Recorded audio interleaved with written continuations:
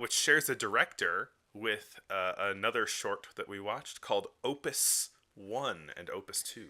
Indeed. So wait, you did watch Opus 1 and 2. I did. So did I. Because Yeah. there's some confusion over when 2 was released. Hmm. Like I Like couldn't 21 or 22. Yeah, but I was like I actually watched all of the opuses Oh, because they're very short and because I was just like I'm just going to watch all these. an Um Opus binge. yeah, because each one is what like 10 minutes long Well, the first one's thereabouts. 10 minutes. Opus 2 is like 3 minutes long. Yeah. Um yeah, these are animation, sort of like non-narrative, non I don't know what you would call it. They're like 1920s Windows Media Player visualizers. I mean, it is certainly in line with. I mean, this is like the first like modernist thing, like Mm, real deal modernist thing that I think that we have yeah. seen. This This feels is this feels legitimately avant-garde to me. yes, yeah, more so than Manhattan. It like or Manhattan.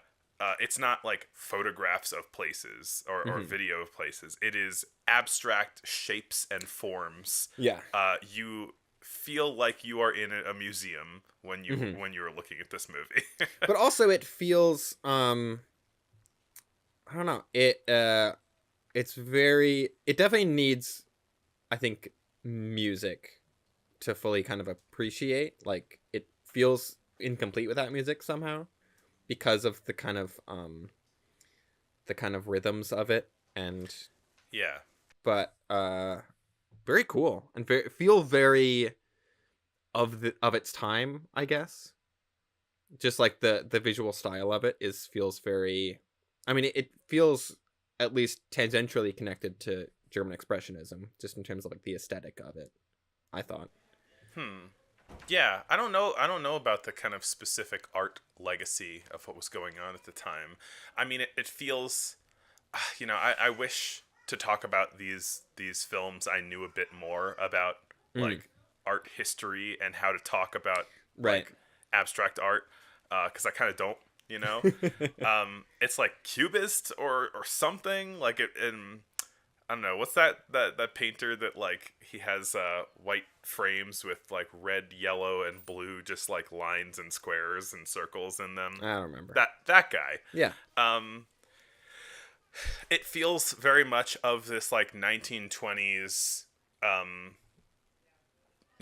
movement. Hmm. Um, Finally being introduced into film, and this movie specifically, um, the director Walter Rutledge, Rutman. um, Rutman, Rutman. Rutman. He talked about how he wanted to apply time to painting. Um, Mm. it, Oh. it's abstract painting with a temporal element, which is new. It's very Yeah. interesting. That's a super cool way of like thinking about it.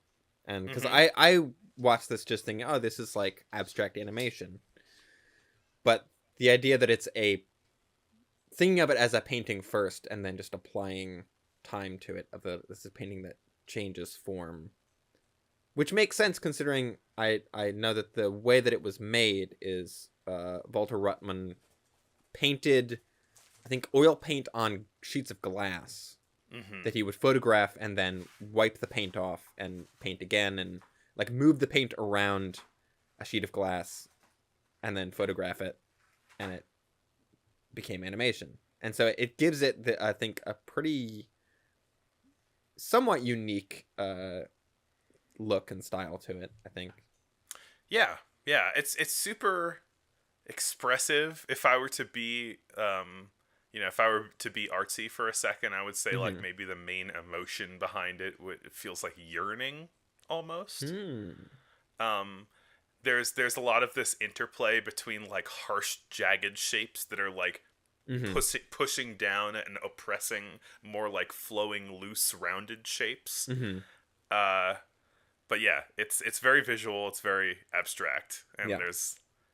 there is only so much that you can get out of it, I suppose. Yeah, I don't know. It's there's like different shapes and colors and movements, like, Yeah, and it it's changes. pretty. It changes enough that it doesn't get like too repetitive. I mean, they're short also, but This um, is another great candidate for our hypothetical playlist of silent movies that would be good to put on in the background during yeah. parties. Speaking of putting Opus 1 and 2 on in the background, when I first started watching Opus 1, I immediately thought, oh, the end credits of the German TV show Babylon Berlin are definitely inspired by this. Like, the Hmm. end credits of that show always play over these sort of abstract animations, and I was like, oh, cool, like this is what inspired those. And then I got to Opus 2 and I went, nope, these are literally the end credit what they used for the end credits. Oh wow. So it's Opus 2 and 4 specifically, I think, are the ones that they use for the end credits for Hmm. that show. But yeah, it is literally those two shorts. Wow. Opus 1 and 2, they're very similar in what they're Hmm. doing. I would say that Opus 1 probably it uses a lot more like repeated imagery. Hmm. It's the same animations over and over with new colors and new kind of placement on screen, where Opus 2 is a bit more like free flowing and it has like some more kind of stream of consciousness animation maybe. Mm. But yeah, Yeah. that's interesting though. I mean, yeah, um, definitely good background, which is Yeah. probably not what you would want to tell somebody who's like, I made this art. It's like I'll put it on the um background.